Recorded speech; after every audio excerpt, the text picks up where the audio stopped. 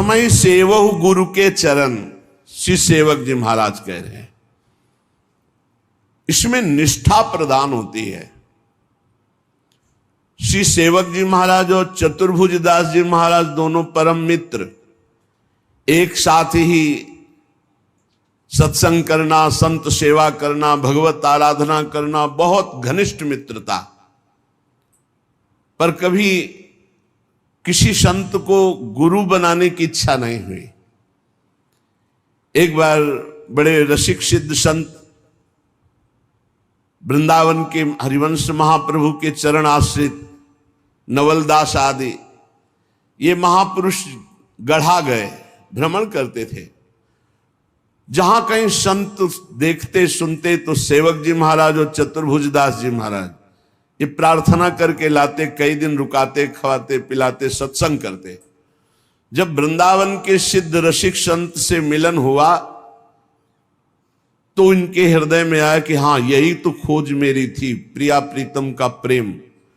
बोले ये स्थिति कैसे प्राप्त होगी? बोले हमारे गुरुदेव हरिवंश चंद्र जो वृंदावन में विराजमान है, आप उनकी शरण में होइए, उनके द्वारा दी हुई उपासना पद्धति से आप इस प्रेम रस को प्राप्त कर लेंगे। कई दिन बड़ी सुंदर निकुंज की चर्चा हुई। सेवक जी ने मन में निश्चय कर लिया, मेरे गुरुदेव श्री हित हरिवंश चंद्रजू ही हैं। ऐसा चतुर्भुज दास जी ने भी किया। मन वचन कर्म से मैं अपने गुरुदेव को समर्पित, अपने अंतर की बात। महाप्रभु अंतर ध्यानी हुए हैं, कोई ऐसा थोड़ी कि है नहीं। महाप्रभु विराजमान है, उन्हीं का है सब पूरा वैभव। सखी सखा क्यों कहो निवेर, तो मेरे मन की अवसेर, तेरी शकल प्रभुता कहो। संपूर्ण प्रभुता प्रेम की उसी हित की ही है। महाप्रभु हरिवंश चंद्रजू गढ़ा में प्रकट हुए, सेवक जी को निज मंत्र का उपदेश किया, संपूर्ण नित्य विहार बताया, और ये सेवक वाणी की रचना करके फिर वृंदावन आए। तृप्त होकर दिव्य वृंदावन का अनुभव करके फिर वृंदावन सेवक जी महाराज आए। वो सेवक जी महाराज कह रहे हैं, जो कुछ प्राप्त होता है गुरु निष्ठा से प्राप्त होता है।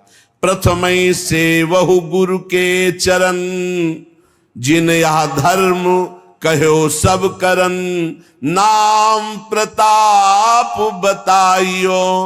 सबसे पहले उपासक को जब नाम जपा जाता है और गुरुदेव का वर्ण नहीं किया जाता तो वो नाम गुरुदेव तक पहुंचाता है, और जब गुरुदेव नाम देते हैं, मंत्र देते हैं, तब वो सिद्धावस्था को प्राप्त होता है।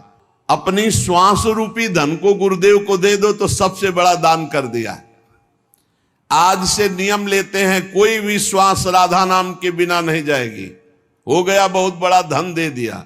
बाहरी धन तो आया चला गया, ये सब माया का नाटक है।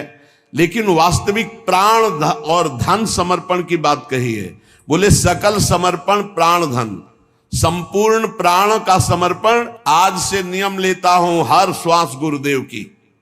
ये है श्वास श्वास नाम जपे दुविधा रहे न कोई, और सकल समर्पण प्राण धन। ये जो सांसारिक धन अपने परिवार के पोषण में लगाओ, परिवार का पोषण करो, वो भी गुरुदेव का ही परिवार है। नाथ सकल संपदा तुम्हारी, उसकी सेवा में लगाओ। गुरुदेव को धन देना है, श्वास रूपी धन। ये 1100-2100 दक्षिणा चढ़ा दियो, मनमानी आचरण की ये गुरु भक्ति नहीं है। एक एक श्वास आपकी आज्ञा में जाएगा, राधा राधा राधा, और संपूर्ण कर्तव्य कर्म गुरुदेव को समर्पित। मेरा है क्या प्रभु, मैं तो आपका दास हूं, हो गया। देखो, मन तो राजी उन विषयी पापी पुरुषों का भी है जो जीवन जी रहे हैं, लेकिन जीना ही केवल सार्थक बात नहीं है। जीना किसके लिए है? तो बोले जो गुरु की आज्ञा का त्याग करके मनमानी आचरण करके जी रहा है, वो यह है अधर्म, यह है सब हानि।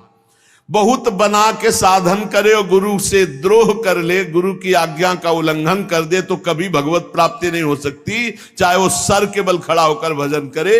ब्रज के भक्त और भक्तमाले बड़े बड़े चरित्र हैं, आप पढ़कर देख लीजिए। गुरु कृपा ही केवलम।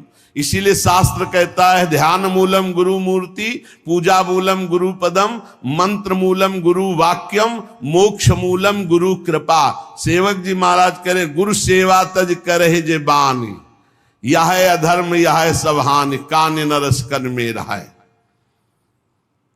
एक छोटा सा बालक सत्संग में गया, उसने सुना भगवान नाम जप करने से सब कुछ प्राप्त हो जाता है, सब ज्ञान हो जाता है।